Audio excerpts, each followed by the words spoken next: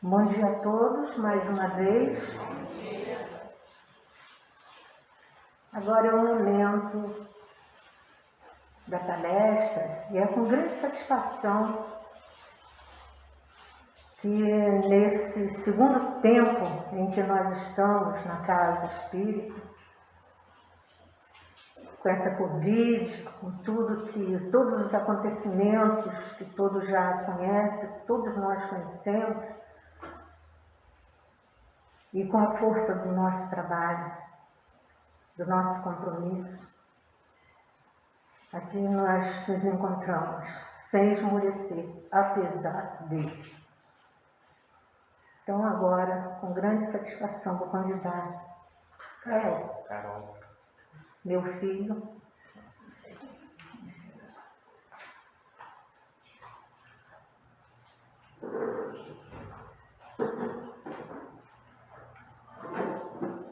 se preparando para a palestra, eu vou convidar a Carol para fazer a leitura da mensagem e a prece.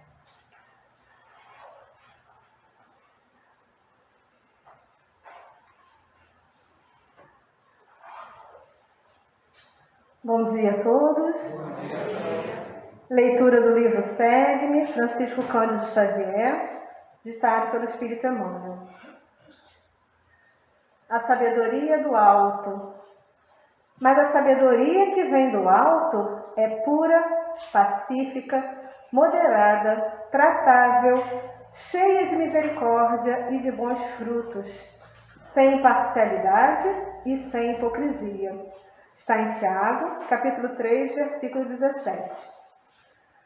Se o conhecimento da fé gerou veneno para a tua palavra, a desvairar-se em ataques e críticas, a pretexto de preservar a verdade, guarda contigo bastante cautela, porque não é com rixosas interpretações que te farás embaixador da espiritualidade sublime. A inspiração da vida superior manifesta-se sem qualquer artifício. Quem fala em nome do Senhor não necessita de longos e complicados discursos. É apaziguante e benevolente, sem qualquer recurso à força. É moderado, sem inclinar-se ao desequilíbrio. É compreensivo, sem alardear superioridade contundente. É repleto de entendimento e carinho, frutificando em bênçãos de alegria e reconforto para os que se aproximem da fonte em que se exterioriza. Não se apaixona nem finge. Compreende as criaturas no plano em que cada uma se coloca. Exerce a bondade em todas as ocasiões. Cultiva a paciência nos obstáculos e distribui o coração entre a energia que constrói e a gentileza que estimula. A sabedoria do alto plasma os verdadeiros valores da educação. Os orientadores do mundo satisfazem a inteligência e enriquecem o patrimônio intelectual. Jesus Cristo, contudo, aprimora o sentimento. A universidade ilustra o cérebro. O Evangelho aperfeiçoa o coração. Se desejas, pois, conservar contigo a riqueza espiritual que desce do plano superior, caminha entre os homens, aplicando as lições de Jesus no esforço de cada dia. Vamos então serenar os nossos pensamentos, acalmar o nosso coração, pedindo aos nossos amigos espirituais, trabalhadores dessa casa, pedindo a Jesus Cristo, nosso mestre, nosso guia, muita força, muito amor, muito amparo, muita compreensão para entenderem as nossas limitações, compreendendo as nossas fraquezas, mas que nos ajudem a criarmos forças dentro de nós para desejarmos mudar, para desejarmos colocar em prática todos os ensinamentos que Jesus nos trouxe. Que nossos amigos espirituais estejam sempre nos amparando, nos dando a sementinha necessária que poderá germinar no nosso coração se nós criarmos dentro de nós a terra fértil, a terra que quer receber a palavra, que quer receber o amparo, que quer se modificar. Pedimos então que a palestra de hoje, que vai ser proferida pelo nosso querido amigo Rafael, possa tocar os nossos corações e possa germinar lindos frutos. Muito obrigada, Senhor Jesus, que assim seja, graças a Deus. Graças a Deus. Obrigada, Carol. Agora vamos passar a palavra ao nosso querido Rafael, a palavra é tua.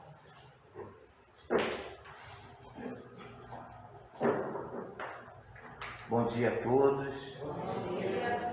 Vou tirar a máscara, tem um distanciamento, tem vacina e tem distanciamento aqui, conforme o protocolo, até com mais exagero.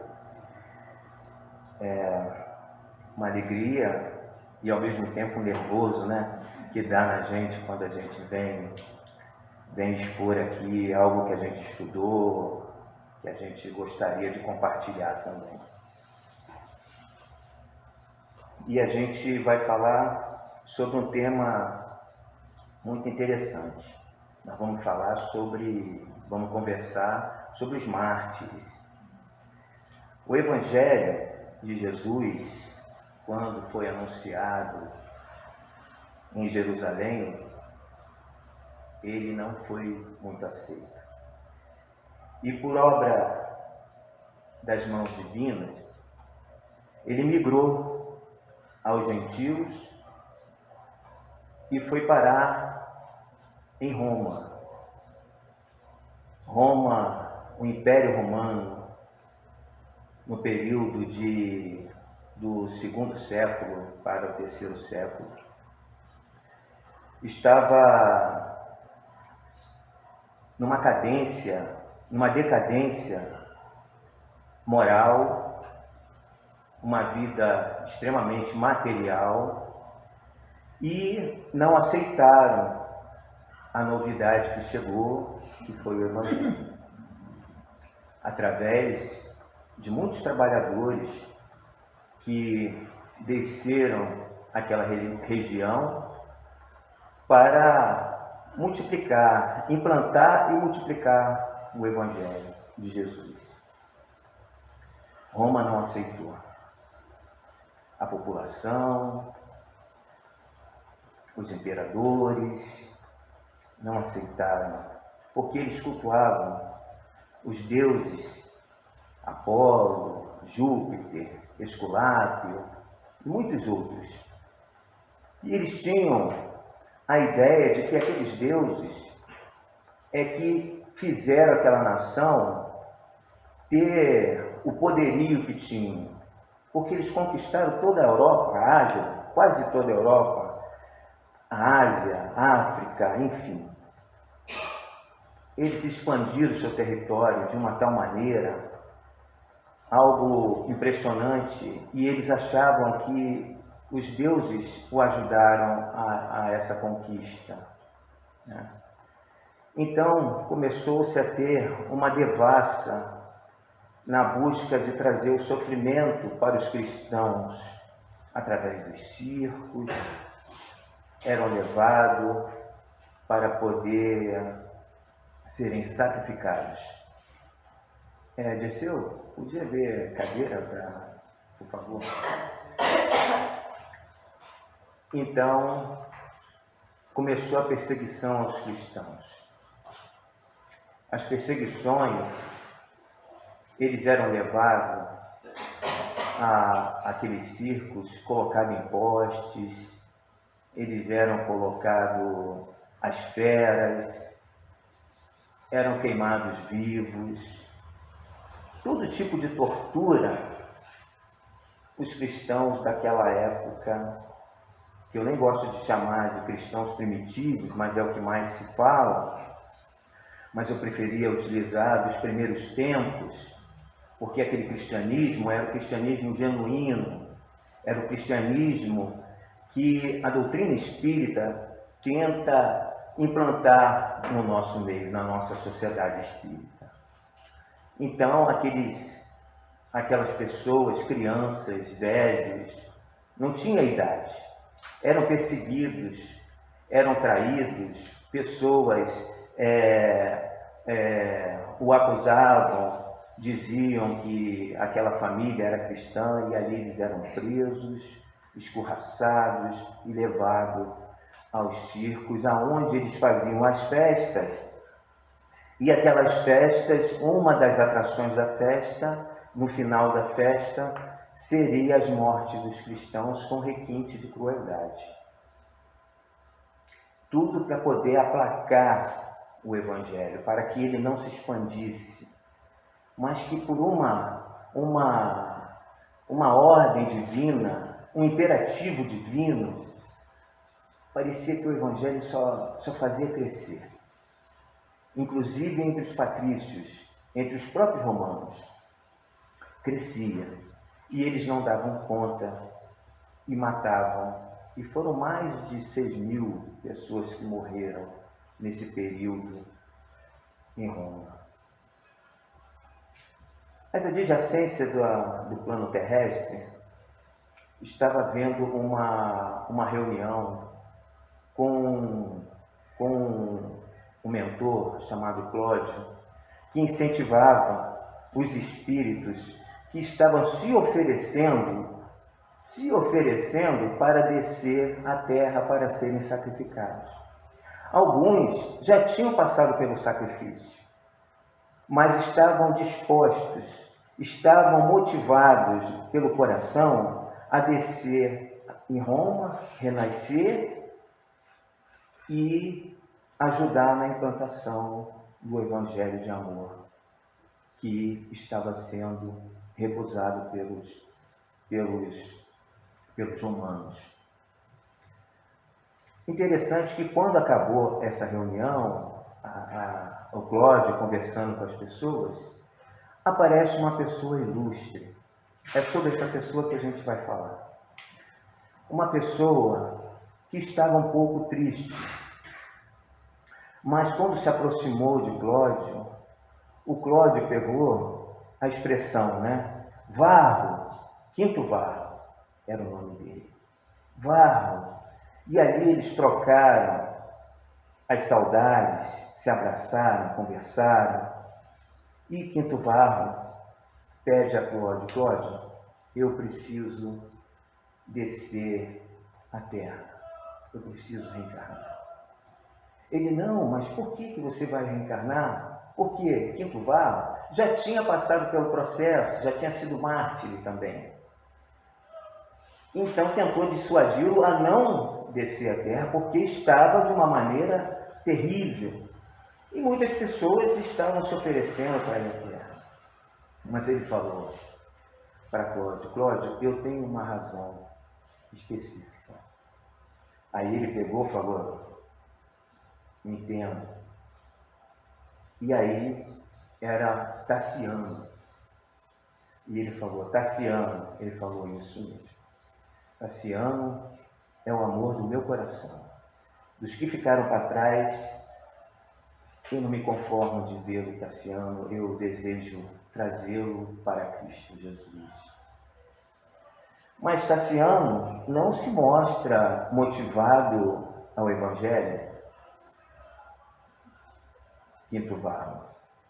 Inclusive, eu já ouvi na arena e ele chefiando uma equipe de espíritos contrário ao Evangelho, em extrema algazarra, junto com a multidão.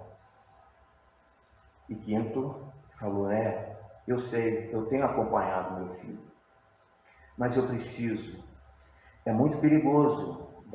Você, para ajudá-lo, você vai ter que mergulhar no sofrimento que o seu filho se encontra. E ali, ele pegou e falou: eu estou ciente de todo o risco. Ele falou, pensou: quanto tempo você precisa? Você acha que precisa? E Varro pegou e falou para ele: eu vou deixar nas tuas mãos a tua sugestão. e vou acatar. E ele falou em lustros, mas 100 anos. Eu vou te liberar 100 anos para que você possa ir. Mas saiba que vai ser muito arriscada a sua descida. Não pelo Varro, que já era um espírito que tinha as condições de descer a terra, passar pelo sofrimento, mas a decepção que poderia gerar.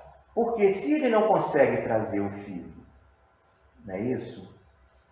Mas Varro saiu dali, se despediram, e Varro saiu pensativo naquela oportunidade, cheio de esperança de trazer seu filho, caminhou pelas ruas, e naquela noite ainda teria o sacrifício, mais mártires nos circos. E ele pegou, se dirigiu ao local que ele sabia que ele ia encontrar o seu filho. E ele saiu à procura e, ao mesmo tempo, ele encontrou um grupo de espíritos, trabalhadores de Jesus, mentores espirituais, que já tinham passado pelo martírio e que agora iriam receber os mártires que iam morrer naquela noite. E eles fizeram uma oração juntos e foram sendo sacrificados, e a maioria foram sendo recebidos por aqueles espíritos, uma grande quantidade de luz e já luminescente, já saindo dos corpos. E ele vê seu filho no meio daquela arquibancada, dando as gargalhadas, porque compartilhava da mesma alegria sanguinolenta que toda aquela população. Então, espíritos encarnados e desencarnados naquele mesmo ambiente. E Varro se aproxima do filho, abraça o filho e fala: filho, meu filho, com todo carinho, com todo amor. Tassiano não percebeu o pai, mas sentiu, no seu íntimo, sentiu algo diferente se tocar no seu coração. E ele saiu daquele ambiente e cruzou todo aquele local e chegou aos deuses e ficou pensativo e pensou na sua vida, pensou nos seus parentes, pensou nos deuses e fez até uma oração aos deuses, porque ele tinha sido sempre, já de muitas encarnações, romano, cultuando aqueles deuses conforme a tradição dos seus parentes, dos seus antepassados. E ele era convicto, ele era uma pessoa fiel àqueles deuses. E ele fez o pedido a Júpiter. E quando ele chorava no seu pedido, que ele enxuga as lágrimas, que ele olha para Júpiter, ele não vê Júpiter. Ele vê Quinto Varro. E ele tomou um susto, deu um pulo para trás, quando ele olha Quinto Varro, que era o seu pai. Ele tomou um susto e o seu pai foi se dirigindo a ele. E ele não teve forças para fazer nada, ele só chorava. E o pai o abraçou, o beijou e foi conversando. Meu filho, nós estamos em outra era. Os tempos dos deuses de pedra acabaram. Agora é o Evangelho de Jesus. E eles copiosamente chorava. E falou para ele: você pediu para descer a terra, e você vai descer a terra. Vamos descer juntos. Vamos caminhar agora sem o poder. Vamos caminhar na estrada do sofrimento, meu filho, para ser resgatado, para ser restaurado. Em breve nós estaremos descendo. E aí passa-se bastante tempo e Quinto Varro, casado, já reencarnou, já era um jovem casado e tinha um filhinho chamado Tassiano. e ali vivendo com uma certa alegria, porque a sua esposa não se agradava da fé do marido, porque o marido se convertera ao cristianismo e ela não se convertera ao cristianismo. E ele trabalhava para o tio da esposa. E esse tio era muito rico, ele tinha uma frota de embarcações e o Quinto Varro trabalhava. Ele tinha um cargo de chefia, onde ele ia com as embarcações, descia nos portos, agilizava a documentação que precisava ser agilizada.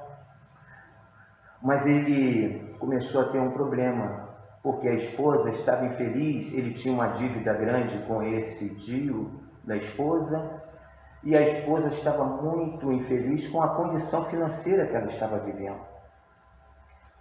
E, inclusive, a casa que eles moravam pertencia ao tio. E um belo dia, uma discussão que aconteceu, ele chamou para irem ao cemitério onde eles faziam o culto. Ela, não, eu não vou me misturar com essas pessoas, aquela coisa toda, e você precisa também reaver a sua situação e tal. Enfim, teve uma discussão de casal e ele saiu para ir para o culto, e o culto acabou mais cedo. E quando ele retorna, o tio está no quarto da sua esposa. E ele não se pronunciou, mas ouviu as conversas. As conversas eram a respeito do cristianismo, que Varro se tornara. E também que ele ouviu que ele era uma amante da esposa. Quinto Varro ficou muito entristecido, ficou muito decepcionado com a situação, não se pronunciou, foi ao quarto do filho, pensou em pegar o filho e fugir com o filho. Mas, ao mesmo tempo, a consciência o fez pensar direito e ele deixou o filho, saiu de casa, voltou mais tarde, fez de conta que não sabia de nada, mas não dormiu no mesmo quarto, já dormiu em outro quarto. E ali ele pensava mil coisas, imagino como ele deve ter ficado aquela noite, acho que ele nem dormiu. De manhã a esposa disse que teria que sair para cultuar as divindades romanas. E ele pensou. No dia seguinte, ele pediu as contas do trabalho, foi ao tio, pediu as contas do trabalho, conversou com ele que queria fazer outras coisas, mas tinha uma preocupação com a dívida. E o Opílio, que era o tio, falou para ele, e o dono da frota, falou para ele, não, as dívidas você pode ficar despreocupado, eu perdoo a sua dívida e está tudo certo. Então ali o caminho já estava ficando bom para o Opílio, que queria assumir a esposa do Quinto Varro. E Quinto Varro sai à procura de outros trabalhos, não encontrava. Em Roma não tinha trabalho lícito, só tinha trabalho ilícito. E aí o que ele pegou? Ele está à procura e não consegue, e de repente me aparece uma pessoa que era um patrício, tinha sido um legionário e que sofreu um agravo numa das guerras e não legionava mais, mas fazia alguns serviços clandestinos e que não eram muito legais. Porém, convidou Quinto Varro, olha, tem um trabalho para você. Apareceu assim um trabalho para ele. Aí ele, é mesmo? Olha, a gente tem que mandar uma documentação para tal local, para uma outra cidade. E era tudo que ele já fazia com documentação. Então, o procônsul receberá esse documento, que é justamente, Quinto Varro, é uma lista de cristãos que precisam morrer. E ele pegou, mas foi em casa, aceitou o trabalho e perguntou a esse patrício, eu posso levar um amigo?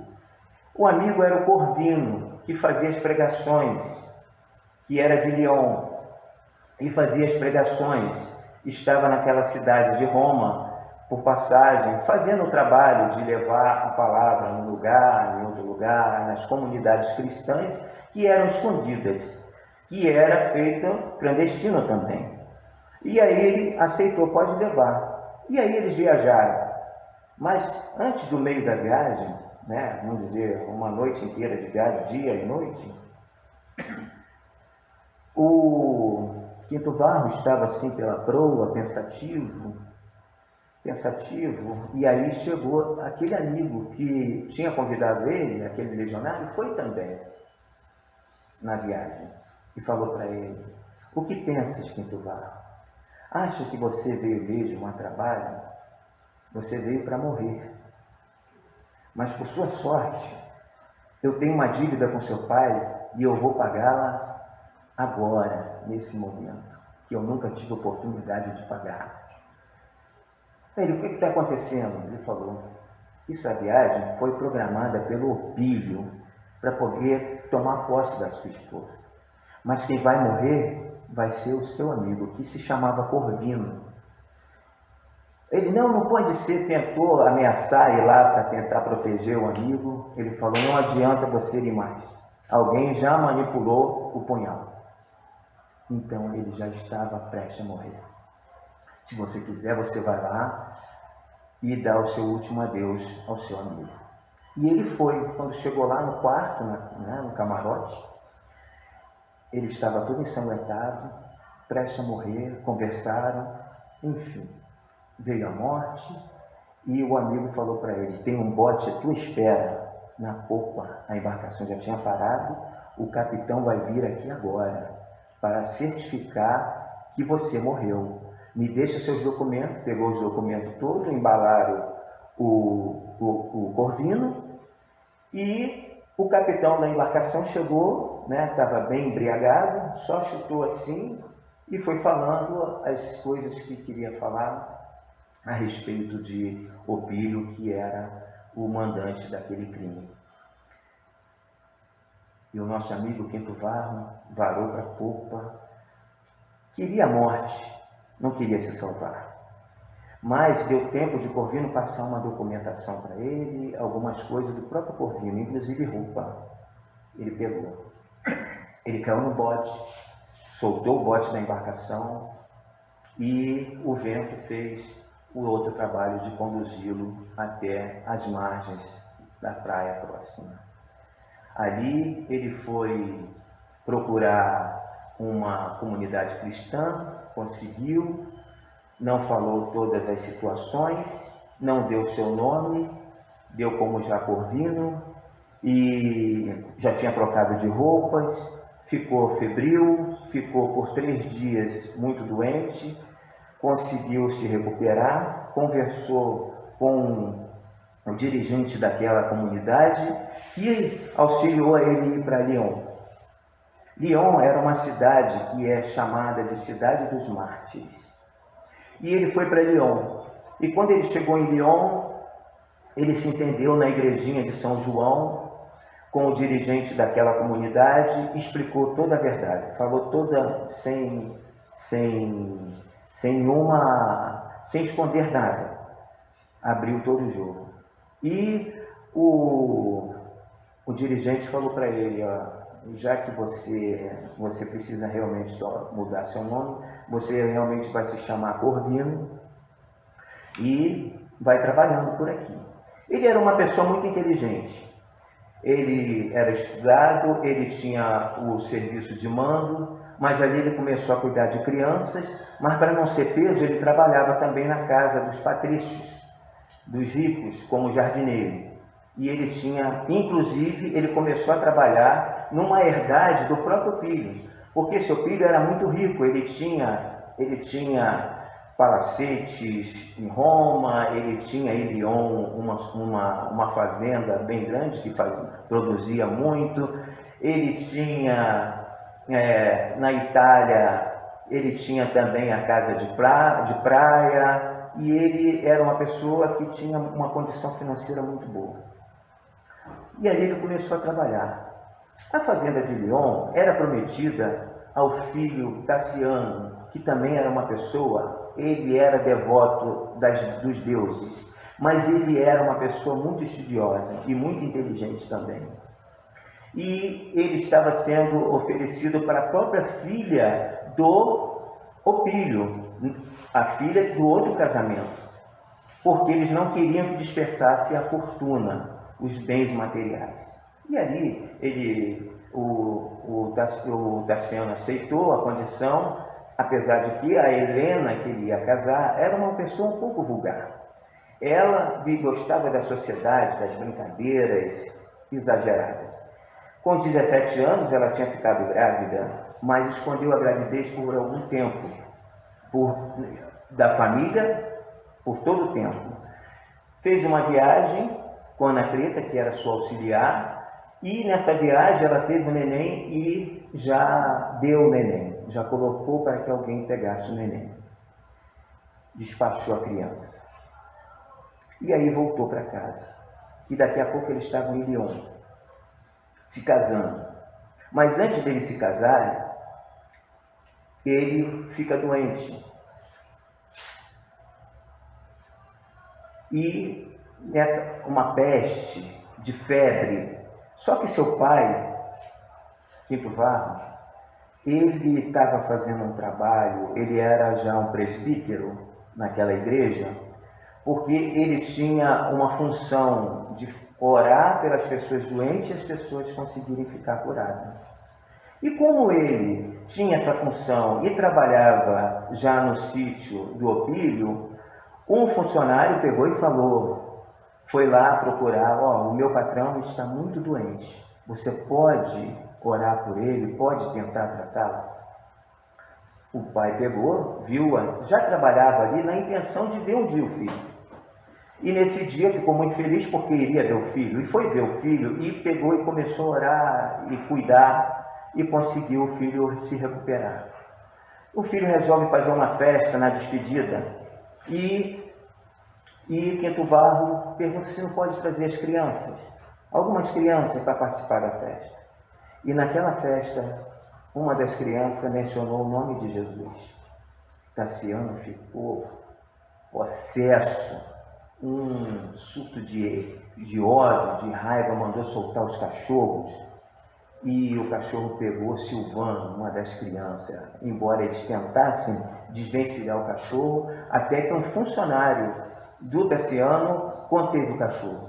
Mas já era tarde, porque a criança veio a óbito. E Quinto Varro ficou respondendo o processo por aquela ação. Algumas pessoas dentro da igreja já acharam que ele não tinha condições de cuidar das crianças.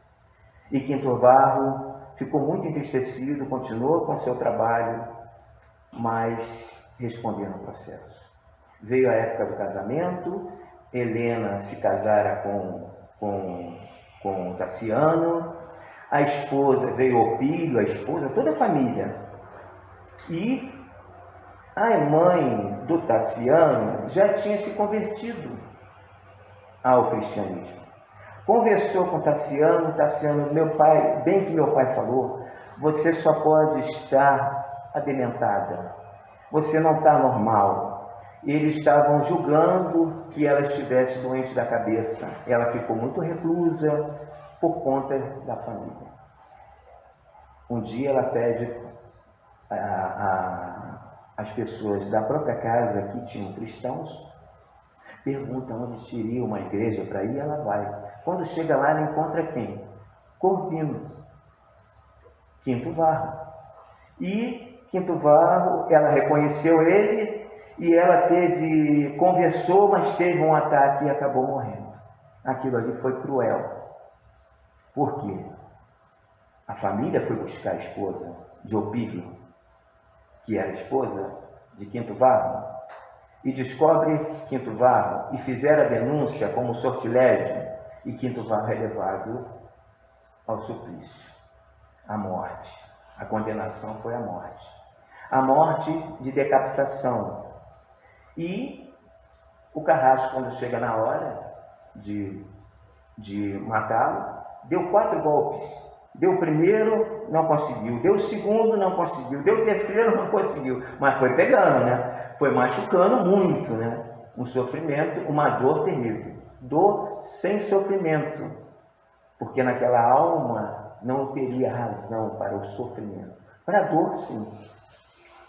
E só que tinha uma lei em Roma que 4 tentativas de morte não poderia tentar mais. Se a pessoa morresse com aqueles golpes, morreu. Se não morresse, ele fica viva. Mas estava à beira da morte, assim mesmo. E chegou a informação para Tassiano: olha, o seu pai está à beira da morte. É seu pai. Ele queria conhecer já. Sabia que era o Corvino. Ele vai ao pai e Opílio foi junto. E quando chega lá, o próprio pai pede para que ele tenha misericórdia, que ele tenha piedade, que perdoa, porque Opílio tinha criado muito bem. O filho ficou numa situação difícil. O pai desencarna, eles vão para casa, o filho retorna para Roma, já estremecida a amizade. A esposa Helena não entendeu nada e eles tiveram 2 filhos, 2 filhas, uma chamada Blandina e a outra Lucila. E cresceram, só que a Helena não ficava na propriedade, porque o relacionamento começou a não ficar muito bom. Então a Helena ia sempre para Roma. E a partir dali, o próprio filho pediu para um administrador um administrador tomar conta também junto. Esse administrador percebeu a situação do casal e começou a se aproximar da Helena. E ia para as festas com a Helena. E o pai ficava com a Blandina. A Blandina era muito doentinha, mas era um espírito, a gente vai percebendo que a espiritualidade vai organizando, mas era um espírito tão chegado, eles tinham tanta amizade, tanta afinidade, aqueles dois, ela não saía do ladinho dele. Só que ela era muito doentinha. E a mãe em viagem, Roma e para todo lugar, com Teodoro, que era o administrador, que já não ficava lá naquela fazenda.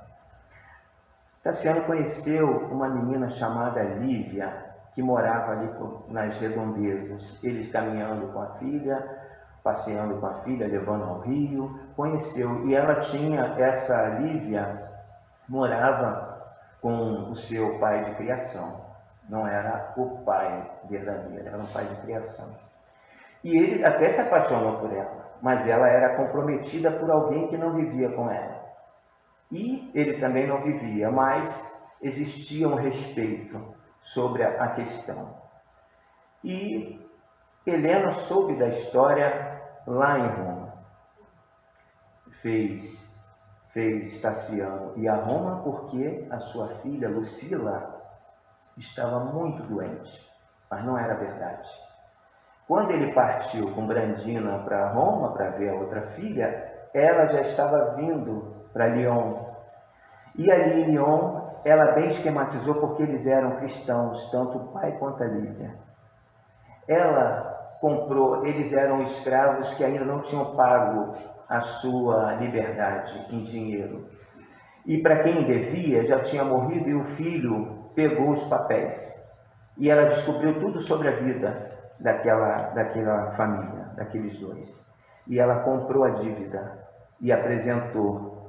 Era um filósofo, né? E ele ficou atormentado porque agora ele estava na mão de alguém que queria vê-lo morto e a filha também. E ela arma a situação, eles são pegos no culto cristão, a filha Lívia é presa, mas o administrador daquela cidade que tinha chegado, ele ficou apaixonado pela Lívia e fazia as suas declarações para a Lívia, enquanto que o pai tinha sido morto, já torturado e morto. E ele fazia as propostas, só que a esposa ouviu, se queixou, era amiga da Helena, se queixou com a Helena pegou e falou, e ele admirava muito os olhos. E Helena, ele admira os olhos dela, então vamos tratar desse assunto, vamos dar um jeito de retirá-la, mas não antes de cegá-la. E cegou a Lívia, e Lívia foi levada por Teodoro para uma outra cidade, abandonada num banquinho.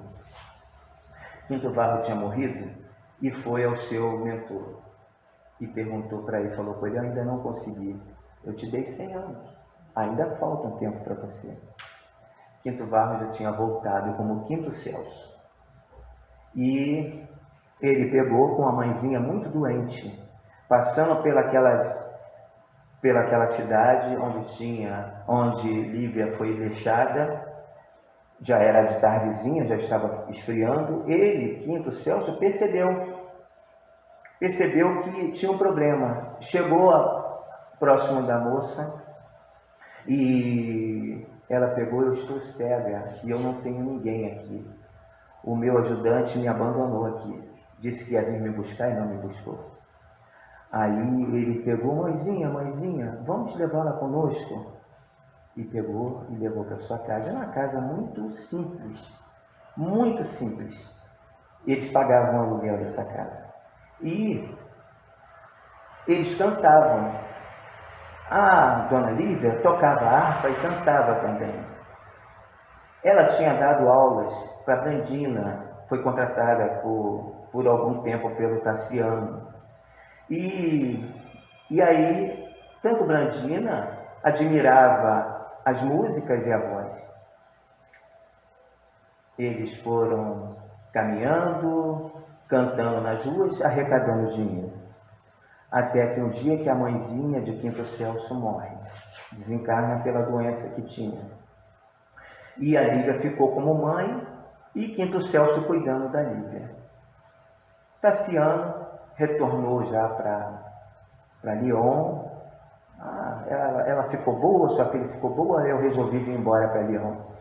Procurou o filósofo e procurou a Lívia, cadê? E ficou sabendo de tudo pela própria Helena. Eu conheci a Lívia, não sei o que aconteceu com ela, ainda pedi Teodoro para procurá-la e tal. Me parece que ela foi pega no culto cristão e foi morta. Ela e o pai. Enfim, Brandina foi ficando doente, mais enferma. Opílio resolveu ir a Lyon para ver o que estava acontecendo com a sua neta. Lucila já era prometida para o seu próprio tio, que era um devasso, porque eles queriam concentrar exatamente. Lucila casou com o seu próprio tio, foi viajar nas núpcias. Opílio me pega, dá sugestão a Tassiano: olha, levou no médico, vamos mudar de ares, vamos viajar. E foram para o sul da Itália, e estão passeando, e ali estava a Lívia, já à beira da morte. Brandina resolve então sentir o cheiro das guloseimas, talvez de uma espécie de confeitaria, de doces, e falou: papai, vamos ali, vamos comer esses doces, está cheirando, está com aroma muito gostoso. O Tassiano pegou: então tá bom, fazia todas as vontades da filha. Pegou, entraram, e quando eles estão lá ali, comendo, brincando, sorrindo, ouviu uma música, uma criança cantando, e ele pega, a Brandina pegou: papai, olha essa música, e ele ficou um pouco desconcertado, chamou o dono do estabelecimento: essa música é de um rapazinho e de uma moça que a mãe, ela está à beira da morte. Eu posso vê-la? Me desculpe. Pode, sem problemas. Levou. Quando chegou lá, quem era? A Lívia, cega. A Lívia vai e conta toda a história. Primeiro agradeceu muito de ter visto, falou que estava já próxima de partir e muito feliz de ter encontrado, porque queria que Quinto Celso ficasse aos cuidados de Tassiano. Mas no final ela contou toda a história e falou de Teodoro. Teodoro é o administrador de Opílio. Ele já matou a charada. Possesso de raiva, porque ele era intenso, Tassiano. Mandou um mensageiro para a esposa e a esposa veio com a sua ama. E ali deparou com aquela pessoa. Ela percebeu o rosto muito parecido com uma pessoa e perguntou para ela: de onde você é? a própria Helena, conversando com a Lívia. De onde você é? Ela pegou e falou, eu sou de tal lugar. Você de tal lugar. E quem é seu pai? Quem é sua mãe? Não conheço a minha mãe. Não conheço a minha mãe. A minha mãe acho que pensava até em me reencontrar, porque ela deixou esse camafeu. O camafeu foi quando ela despachou a criança, ela botou aquele cordãozinho. E a criança pegou e permaneceu ela sempre com aquele camafeu. Então veio a descoberta que aquela mulher que ela dispensou, que ela despachou quando criança, que ela mandou cegar, era sua própria filha. E aí ela saiu espavorida para sua casa, cortou os pulsos. Tassiano queria esganá-la, foi atrás, quando chegou lá ela estava morta. O sogro, quando viu a cena, teve uma espécie de um AVC. E aí começou todo o drama da família, um drama muito sério. Foram embora para Lyon, Opílio para Roma. Lyon foi exatamente Tassiano com a filhinha só. Percebeu que não poderia mais morar na herdade de Opílio, não tinha mais condições. Primeiro, mandou matar o pai. Agora, a própria esposa manda cegar a sua amada, vamos dizer assim, do coração. E ele assumiu a casinha que era de Lívia e começou a morar. E para sobreviver, teria que trabalhar. Ele não tinha um trabalho que pudesse sustentar, mas ele tinha bigas, ele era hábil na corrida de bigas, no esporte. Começou a correr, até que um dia ele vem a ter um acidente e ficou cego das vistas. Ficou cego das vistas, a Brandina veio a desencarnar logo depois. Ele pede, ele conversa com o Quinto Celso, e agora? Ele não tem problema. Ele foi à igrejinha de São João, que era ali próximo, pediu ajuda aos cristãos. O dirigente mandou pegar lá para a igreja. Ele ficou algum tempo, mas resolveu, olha, eu vou vender toda... Ele não tinha se entregado ao cristianismo, ele não aceitava o cristianismo ainda, apesar de todo o bem que aquela comunidade já tinha feito para ele. Então ele, vamos vender tudo, pago minhas dívidas e a gente vai para Roma. Certamente Lucila vai me ajudar. E assim fizeram, foram para Roma. Chegou lá, foi primeiro para a casa de um amigo que aquele dirigente direcionou ele para ir antes se desse alguma coisa errada.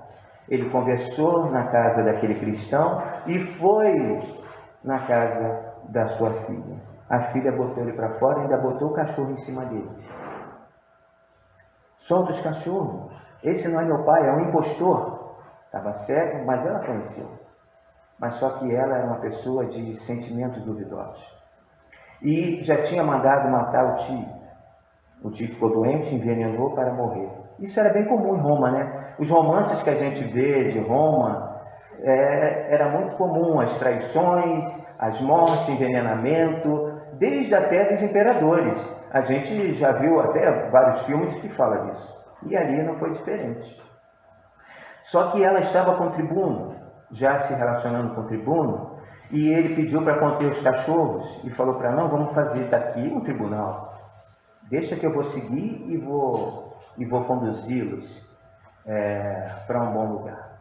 E aí seguiu o Quinto Celso e seguiu o pai extremamente com ódio, com sentimento mexido, muito mexido, e conversava com o Quinto Celso já com 11 anos de idade, já falava com ele, pai, perdoa, e conversando com ele, a gente vai dar um jeito, eu posso trabalhar por nós dois. Quinto Celso falava. Só que aquele tribuno viu a soldadesca que estava por ali, pela redondeza, que já tinham pego alguns cristãos, foi lá e acusou. Como ele era uma pessoa, um tribuno, ele tinha autoridade. Aquele soldado pegaram Tassiano e pegou também o Quinto Celso e levou preso junto com os cristãos. Adivinha para quê? Levaram preso, botaram na cela junto com os cristãos e já mencionaram que iriam morrer daqui a 2 dias.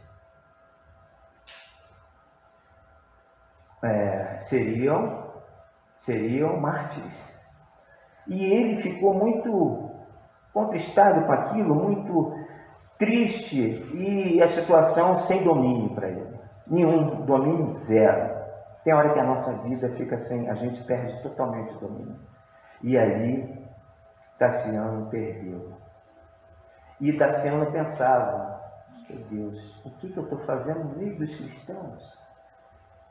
O que eu estou fazendo aqui? Eu não sou cristão, estou aqui, e meu filho vai passar por essa situação, mas ele já estava ficando esmorecido, porque as pessoas cantavam. Os cristãos, à beira da morte, cantavam. Ele, como que fosse? Quem é esse Jesus? Quem é esse Galileu?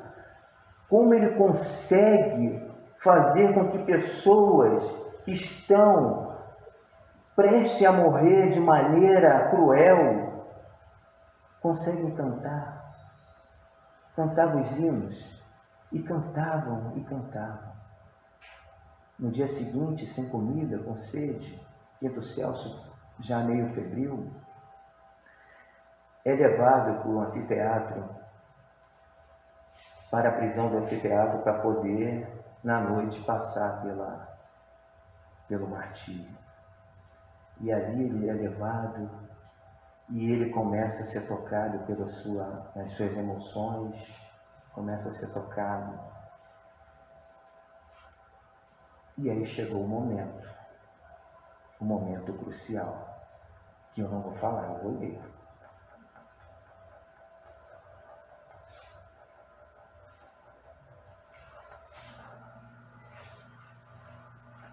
Depois de pesados minutos de expectação, os presos foram tangidos no rumo da arena festiva. Mas como se estranho poder celeste lhes vibrasse nas cordas da alma, louvavam o Senhor que os esperava no céu. Homem de rosto insurto e velhos cambaleantes, aleijados, e mendigos, anciões aureoladas de neve, mulheres em quem a maternidade se revelava exuberante, jovens e crianças de semblante risonho cantavam felizes, firmemente esperançados no sermão das bem-aventuranças. Apoiado nos ombros frágeis de Erato, Tassiano registrava em si mesmo inesperada e sublime renovação. Aquelas almas dilaceradas pela injustiça do mundo realmente não adoravam deuses de pedra. Para inspirar semelhante epopeia de amor e renúncia, esperança e felicidade à frente da morte, Jesus deveria ser o enviado celeste, a reinar soberanamente nos corações. Mergulhara-se-lhe a alma em misteriosa alegria. Sim, finalmente reconheceu naqueles instantes supremos que, semelhante a prolongado e tremendo temporal, o tempo passara por ele, destruindo os ídolos mentirosos do orgulho e da vaidade, da ignorância e da ilusão. A ventania do sofrimento deixara-lhe as mãos vazias. Tudo perdera, estava só. Naqueles momentos breves, porém, encontrara a única realidade digna de ser vivida: Cristo, como ideal de humanidade superior que lhe cabia ir ao encontro e alcançar. Lembrou-se de Blandina, de Basílio, de Lívia, guardando a impressão de que os 3 se achavam ali, estendendo-lhe os braços em sorriso de luz. Recordou Quinto Varro com indizível carinho. Reencontraria o genitor além da morte? Nunca experimentara tamanha saudade desse pai. como naquele minuto rápido. Daria tudo para revê-lo e para afirmar-lhe a ternura que por aqueles instantes da morte a vida efetivamente não lhe fora vã. Chorava sim. No entanto, pela primeira vez chorava, de compreensão e reconhecimento, emotividade e alegria. Recordou quantos lhe haviam ferido o coração no curso da existência. E como se estivesse a reconciliar-se consigo próprio, a todos enviou pensamentos de jubilosa paz. Os estreitos passos daquela redentora caminhada de alguns metros haviam, porém, terminado. Amparando-se em Marcelino, escutou os gritos selvagens dos espectadores que se apinhavam nas bancadas do pódio e dos menianos, nas galerias, nos patamares, nos vomitórios e nas escadas. Milhares de vozes reclamavam, em coro, animalescas: as feras! As feras! Contudo, intimamente renovado, Tassiano sorria. Após ligeira busca, Erato encontrou o poste em que Celso fora ligado para o sacrifício e cumpriu o que prometera, reaproximando pai e filho para o instante supremo. Meu filho, soluçava Tassiano, feliz, tateando o corpo de Celso, cujas mãos de carne não mais poderiam acariciá-lo. Eu senti o poder do Cristo em mim. Agora eu também sou cristão. Resultado de satisfação íntima por haver atingido a realização do maior e do mais belo sonho de sua vida, Celso, quinto Celso, bradou: louvores sejam entoados a Deus, meu Pai. Viva Jesus! Nesse mesmo instante, soldados ébrios atearam fogo aos lenhos que se inflamaram facilmente. Gemidos, apelos discretos, rogativas de socorro e oração abafada. Partidas de vários pontos fizeram-se ouvir por entre labaredas crescentes que, ao crepitar da madeira, se desdobravam no ar, semelhantes serpentes inquietas, proclamando a vitória da iniquidade, enquanto leões, panteras, touros bravios penetravam a espaçosa arena, incentivando o furor da turba, sedenta de sensação e de sangue. Ajoelhando-se diante de quinto Celso, que o contemplava embrevecidamente, o cego compreendeu que o fim havia chegado e rogou: meu filho, ensina-me a orar.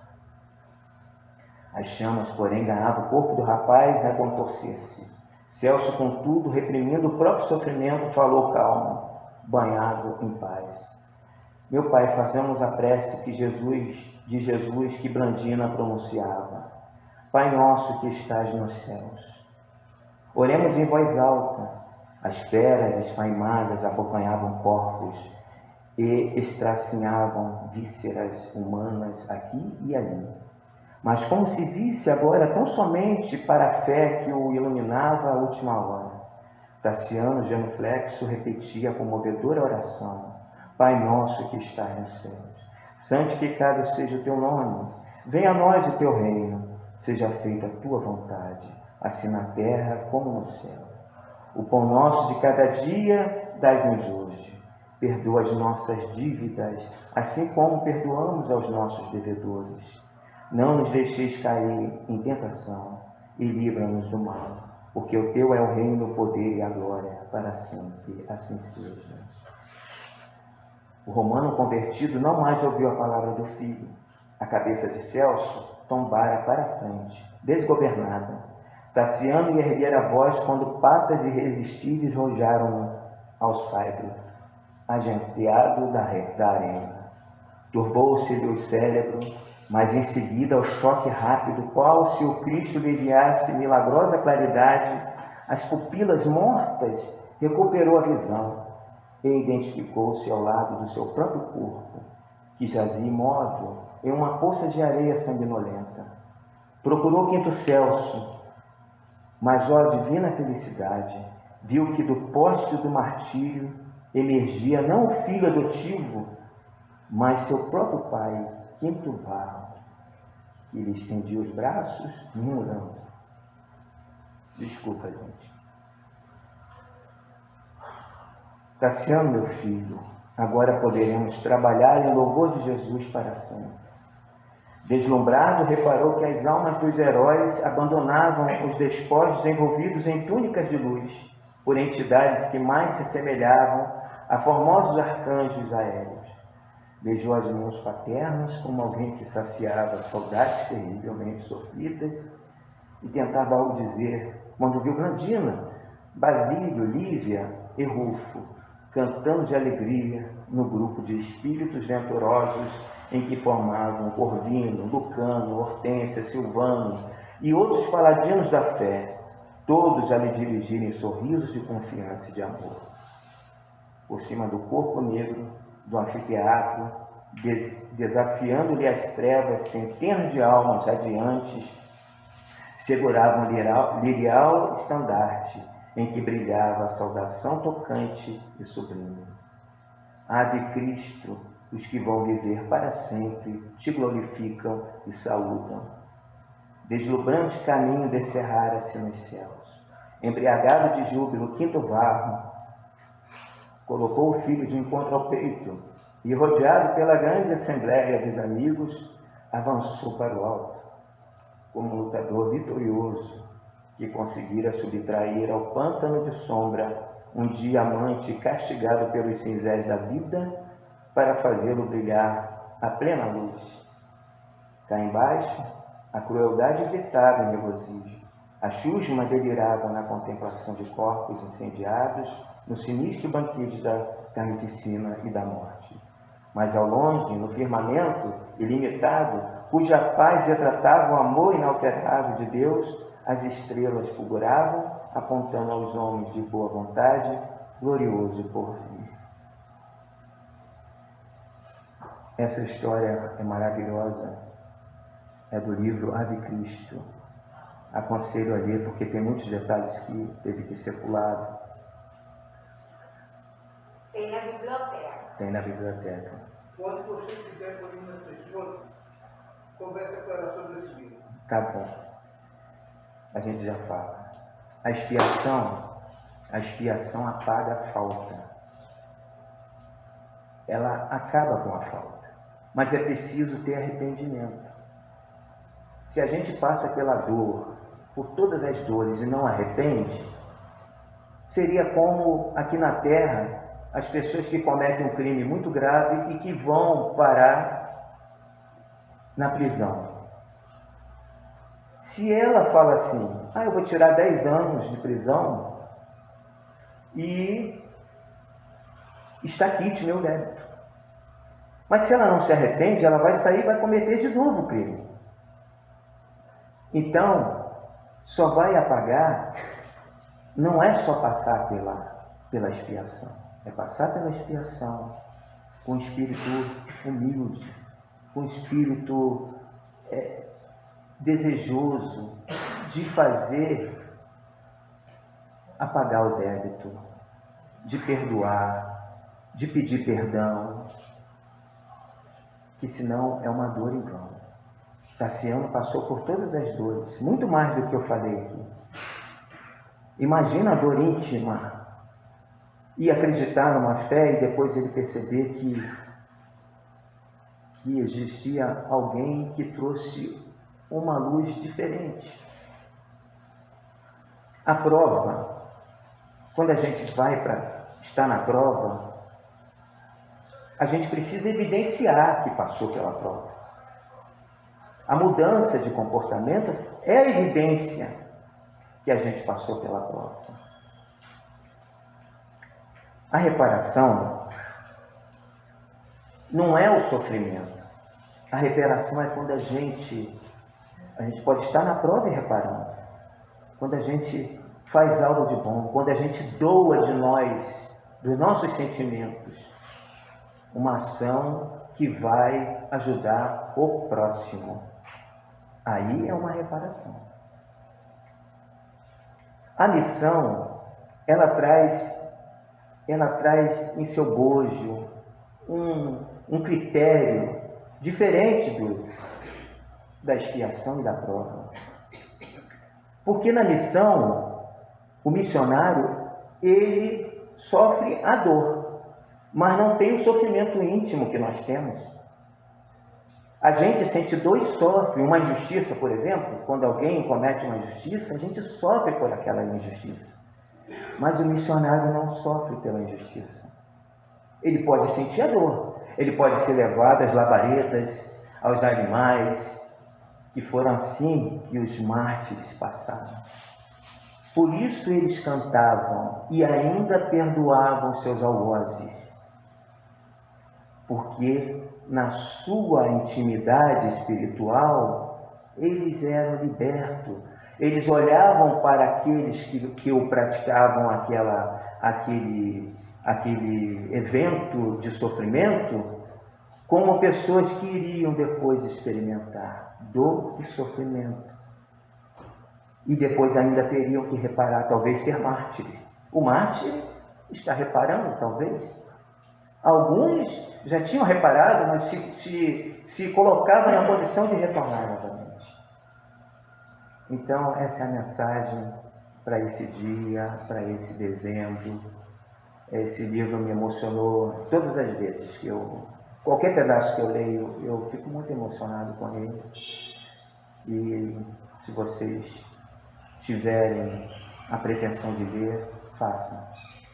Porque ele é um alívio para a nossa alma, para o nosso coração, para o nosso sentimento. Muita paz a todos e Deus nos abençoe.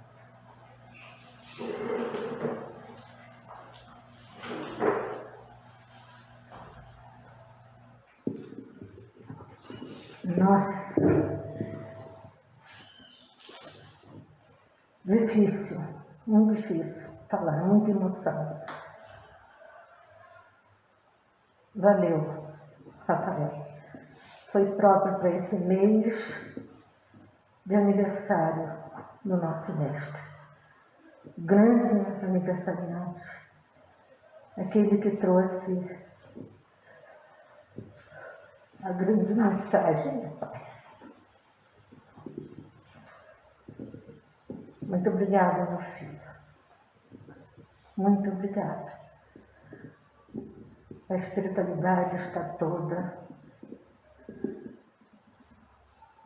de pé te saudando com toda certeza. E foi uma alavanca poderosa para todos que aqui se encontram, encarnados ou desencarnados. Graças a Deus. Agora é o momento do passe. Nós queremos pedir que aqueles que não necessitarem do passe, que possam fazer a doação.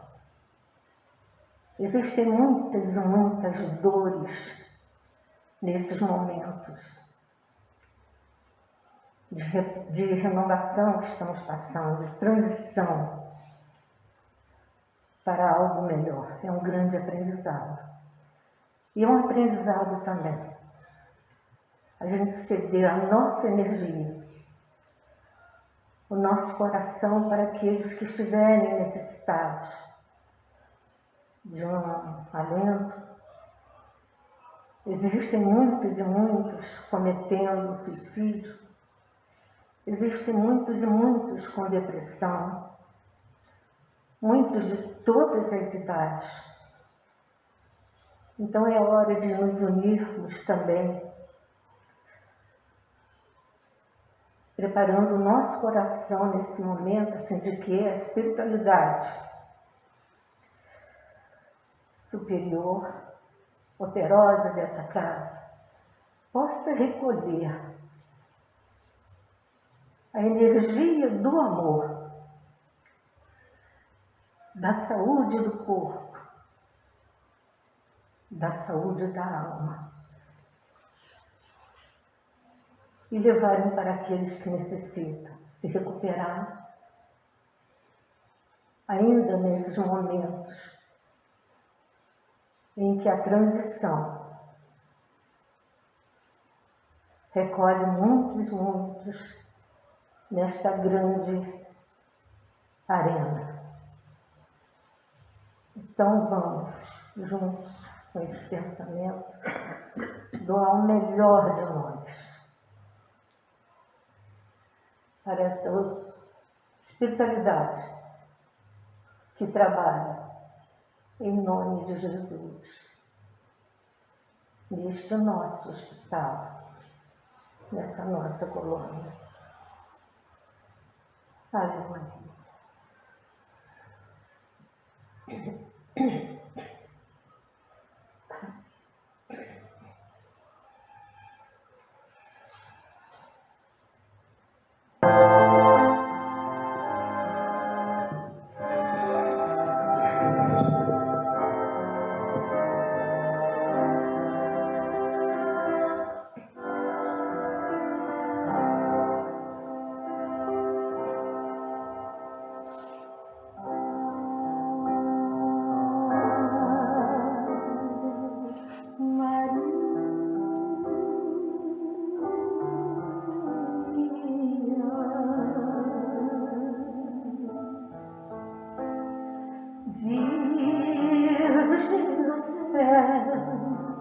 Santa de amor,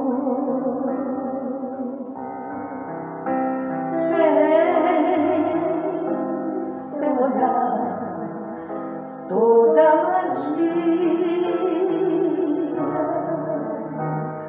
da luz que brilha no olhar do Senhor.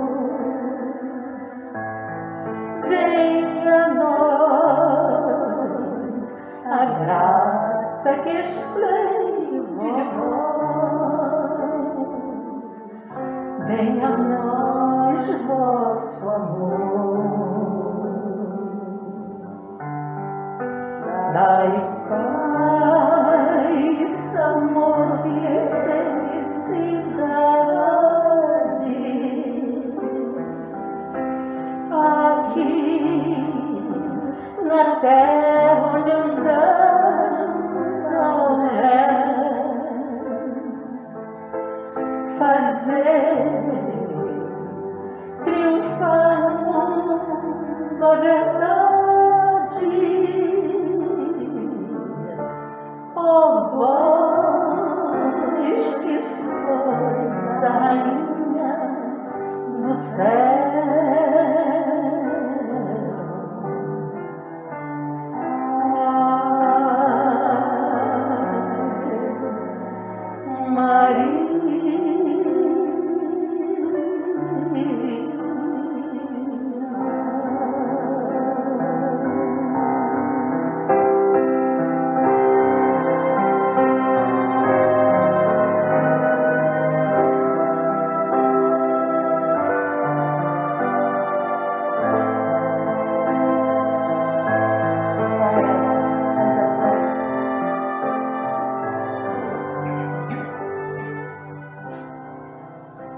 Obrigado, Senhor Jesus, por essa manhã, pelo teu amor, Senhor, que consegue congregar tudo bem, toda a paz. Em meio, Senhor, às provas, às tristezas, os sofrimentos, a tua voz reluz como trombeta em nosso coração, nos concitando, Senhor, a olhar para o alto, a se diversificar nas circunstâncias, deixando-nos levar pelo bom sentimento, cheio de esperança, cheio de vontade de transformar nossas vidas num lampadário de luzes em que o Senhor mesmo nos solicitou brilhar a vossa luz. Senhor, conceda-nos a graça de ser amparado pelo nosso mentor espiritual, ouvir a sua voz em nossa caminhada, para que não venhamos, Senhor, perturbar a natureza, trazer dores, mas sim compartilhar, Senhor, com o amor divino que vós derramaste na terra. Que a tua bondade e a tua misericórdia, Senhor, ecoe em cada um dos corações aqui presentes, encarnados e desencarnados. Que possamos refletir em tempo integral em nossas vidas para caminhar segundo a sua vontade. Que a tua paz nos envolva, Senhor, hoje por todo sempre. Que assim seja, graças a Deus. Assim seja, graças a Deus. Francisco de Assis.